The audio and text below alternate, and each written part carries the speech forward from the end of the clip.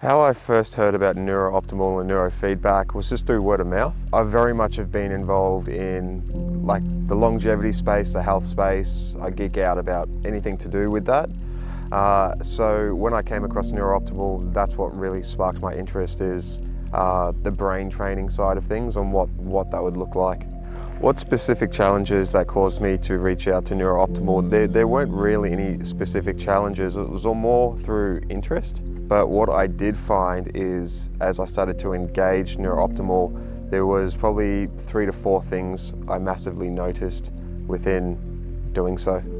So my experience through NeurOptimal session was nice and smooth, very professional, from being taught how the brain training actually works, to being plugged up to the system, to the actual experience itself of just sitting there and listening to the music, and then coming to the end of the session. I found the whole process quite smooth.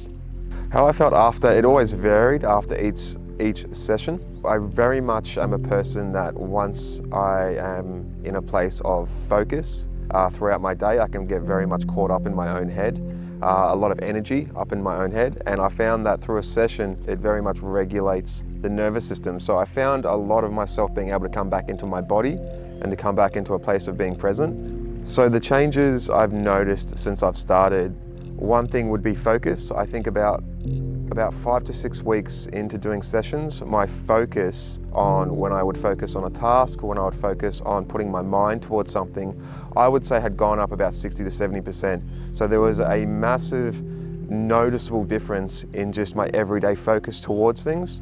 Second would probably be emotional regulation. Even though I find myself to be a very self-aware person, I found that throughout my day I was very much able to be self-aware on where my emotions were going down a negative path, and very quickly, instead of allowing that to happen, there was more of a quicker response within my nervous system, my mind, where I became more self-aware to bring that negative emotional state back into a positive state, which became quite easy at the same time. So I found that quite obvious as I was doing this. Probably the third thing was what I stated before about how I can get very much caught up in my head if you're a high-functioning businessman. And as I engaged this, I found I was very much able to come back into my body. I was able to come back into the present and come back into a very much relaxed state.